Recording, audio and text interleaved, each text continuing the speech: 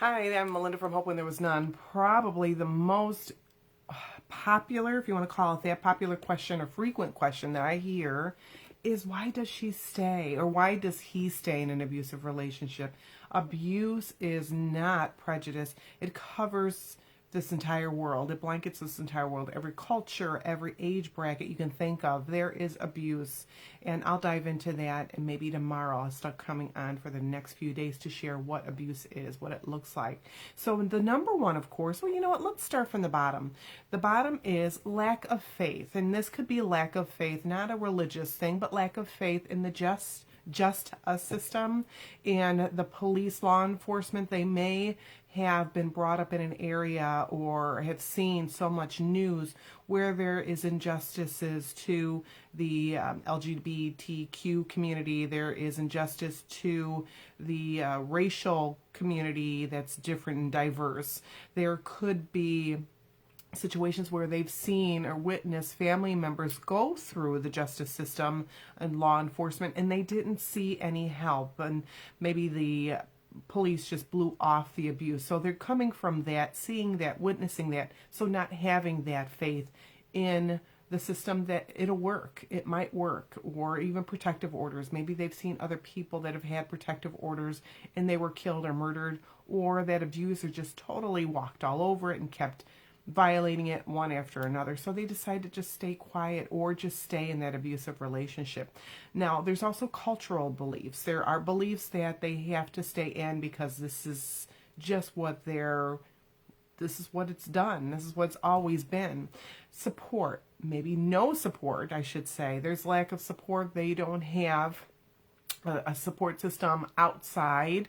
They don't have a support system inside. And a lot of this sometimes is done covertly or quietly. So many don't know about what's going on behind closed doors. And I know that's true. In fact, we paste smiles on our face and you never know what your neighbors are doing. You don't know. Also, the children. Many stay, or fur babies, you stay because of your loved ones, your littles at home. You may not want them to come from a broken home. Your children, and I did ask this in my group, and one gal piped up and she said her kids were happy. And even though she wasn't happy, her kids were happy, and that's why she stayed. I was going to stay until the kids were 18. I thought I can tough it out, but things were becoming more and more violent. I didn't believe I'd make it to 40, so I had to leave. So there is, for the fur babies, for the children, that's why you stay. There is such shame and embarrassment. What if people find out? What are they going to say about me? Are they going to think I'm stupid or dumb for staying as long as I did? These are things that you think of when you're going through that. Religious reasons. There can be judgment from members of your church. What does the Bible say about abuse? Why are you not turning the other cheek? You should be forgiving and forget. Did he repent? Then if he repented, then you should just forgive him. These are things that are sometimes brought up by the church members. It doesn't matter what church you go to or what religion you believe in. Many of them have the same beliefs, and it can make the victim feel invalidated. It can also make her feel, and I'm saying her, again, abuse is male or female, but I'm saying her because it happens more prevalently as a woman, females. So they just stay. They're doing their biblical duty. They are doing what they have to do at night to their husband, even if he's forcing himself on her. They are doing the Proverbs woman. They're being that submissive wife, but it's taken out of context. But those are reasons why she stays. Immigration status. You don't always think about that, but they could be living with a person that could be holding that immigration status over their head, that green card, or say, hey, I'm going to tell on you, or you won't get the kids, which is another thing too. I'll take the children from you. Now, normal. It's normal. What they're experiencing is normal because maybe they don't know anything else. I myself grew up in an environment where violence was prevalent, where it was common. So you don't know any better. You don't know any, I don't want to say better, but you don't know anything but violence. You don't know anything different. Your family, generations. Again, this can happen with generations. There's that cycle. And so you might have seen this coming up with aunts and uncles, grandmas and grandpas, cousins, and so on and so on. You get the gist. And so you're so used to seeing the abuse, maybe as a small child, you've been brought up in it in your own home without aunts or uncles or anything. So it's normal. This is normal behavior. You don't recognize what a normal relationship looks like. The victim loves the abuser. The victim is just crazy about the abuser. So this is one of the reasons that they stay. Another reason is feeling stuck. I felt stuck forever. I felt helpless. I also felt responsible for the abuse to some extent.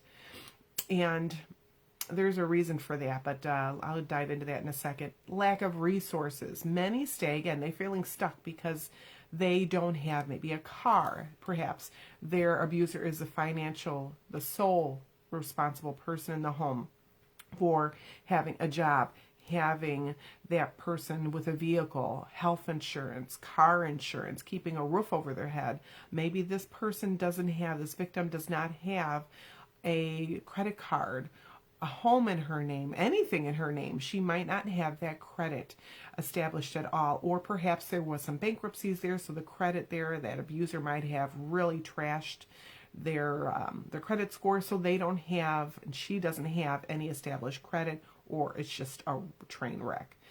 Belief that they can change that abuser, they can change that person, and maybe you feel that you're the only one that can help them. The world is against them, they have nobody else to turn to, and they might have even told you that.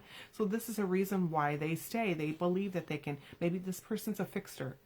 I'm empathetic, I believe that I can help anybody, I'm a people pleaser. So they could come with that belief that they can actually help and change this person.